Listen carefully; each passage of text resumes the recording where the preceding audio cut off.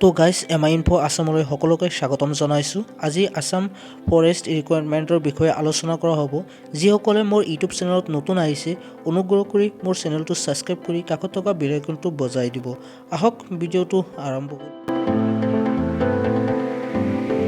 প্ৰথমতে আপোনালোকে Chrome ব্ৰাউজাৰটো open কৰি ল'ব। তাৰপিছত চাৰ্চ কৰিব আসাম ফৰেষ্ট ৰিকুৱাৰমেণ্ট 2022-23। তাৰপিছত এনেকুৱা এটা পেজ খোল খাব। তো ইয়াত লিখা আছে Assam forest department recruitment 2022-23 online apply. So' আপোনালোকে ইয়াত ক্লিক কৰি আপোনালোকে ইয়াত কিমানটা পোষ্ট খালী আছে, এডুকেশ্যন কিমান লাগিব, সকলো এই ভিডিঅ'টোৰ মাজত মই সম্পূৰ্ণভাৱে জনাই দিম। আপোনালোকে ভিডিঅ'টো স্কিপ নকৰি সম্পূৰ্ণভাৱে চাই থাকিব। তো আপোনালোকে ইয়াত লিংকত ক্লিক কৰিব পাৰে বা নাইবা মই ডিছক্ৰিপশ্যনত লিংক দি দিম। চ' আপোনালোকে তাৰ পৰা বস্তুটো চাব পাৰে। তো ইয়াতে Assam forest recruitment 2022 apply online for 1924টা পোষ্ট, অৰ্থাৎ 1924টা পোষ্ট আছে। Assam forest recruitment 2022 has been released for 1924 various posts by the Assam Forest Department. Candidate can apply by 15 January 2023. Check details here. অৰ্থাৎ ইয়াত কোৱা হৈছে যে আসাম ফৰেষ্ট ৰিক্ৰুটমেণ্টৰ যিখিনি ভেকেঞ্চি ওলাব লগা কথা আছে, চ' এইটো বস্তুটো আউট হৈ গৈছে আৰু এইটো শেষ ডেট অৰ্থাৎ লাষ্ট ডেট হ'ল 15 জানুৱাৰীলৈকে 2023। চ' টোটেল পোষ্ট হ'ল 1924টা। তো সম্পূৰ্ণভাৱে মই জনাই আছোঁ, আপোনালোকে নিশ্চয় ইয়াত বুজি পাই আছে। তো আপোনালোকে অলপ তলপিনে স্ক্ৰল ডাউন কৰিব, মই সম্পূৰ্ণভাৱে কৈ দিয়া হ'ব।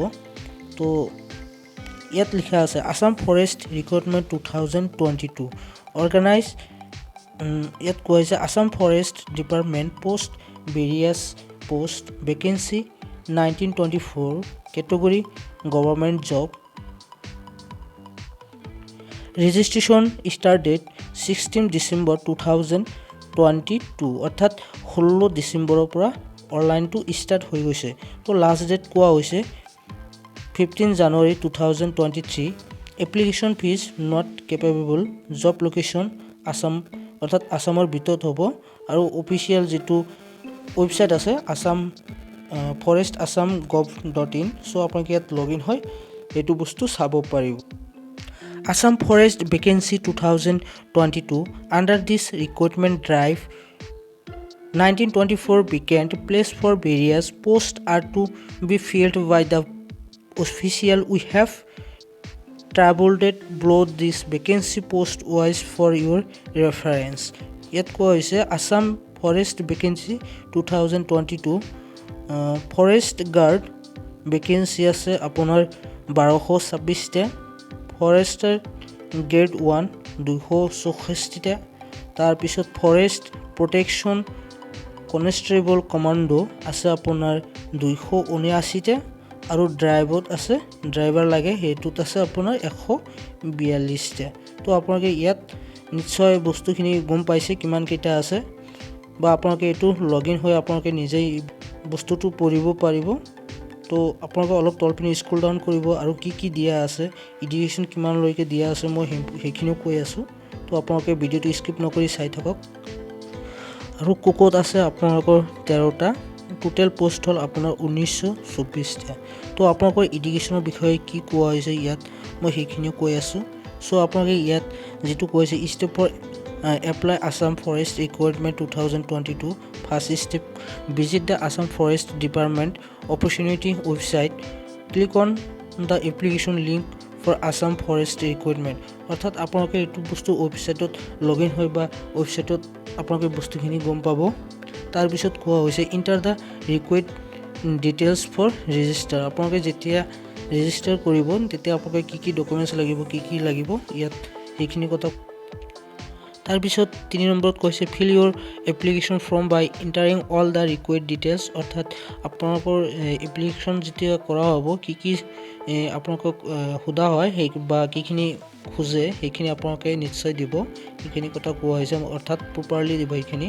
4 নম্বৰত কোৱা হৈছে upload the scan copy of photograph and signature as per the prescribed format. অৰ্থাৎ এইটো আপোনালোকে প্ৰিস্ক্ৰাইবড ফৰ্মেটত দিব পাৰে, বা if you are facing any trouble with uploading photo signature thumbnail impression so আপোনালোকে এই বস্তুখিনি এই ফটোটো আৰু সিগনেচাৰটো আৰু এইখিনি আপোনালোকে ভালকৈ আৰু ছাপাকৈ উঠাই দিব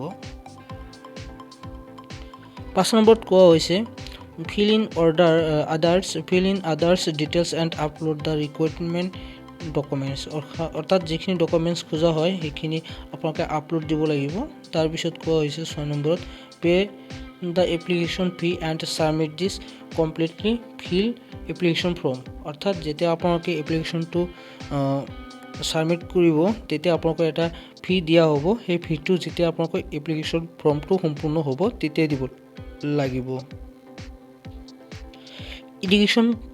educational qualification অর্থাৎ applicants should have passed to 12 from a recognized university বা institute অর্থাৎ আপোনালোকে কোৱা হৈছে আপোনালোকে যিকোনো ইউনিভাৰ্সিটি বা ইনষ্টিটিউটৰ পৰা 12 পাছ হ'ব লাগিব নিম্নতম আৰু কোৱা হৈছে candidates are this advised for refer to the Assam Forest Recruitment 2022 notification PDF for more details এখানে আপোনালোকে তাত যেটো যদি আপোনালোকে বিচাৰে আসাম ফৰেষ্ট যেটো আপোনালোকৰ হেৰি থাকে তাত আপোনালোকে যাব পাৰে যাই পিনে তাতো আপোনালোকৰ বস্তুখিনি চাব পাৰে আপোন নাইবা আপোনালোকৰ নোটিফিকেশন যেটো হয় এই PDF টো আপোনালোকে এবাৰ পঢ়ি ল'ব পাৰে তাৰ পিছত কোৱা হৈছে এজ লিমিট মিনিমাম এজ আপোনালোকৰ 18 ইয়াৰ্স লাগিব অৰ্থাৎ 18 বছৰ হলেহে এপ্লাই কৰিব পাৰিব আৰু ম্যাক্সিমাম এজ হল 38 ইয়াৰ্স অৰ্থাৎ যদি আপোনাৰ 38 বছৰ হয় 38 হয় তথাপি আপুনি এপ্লাই কৰিব পাৰিব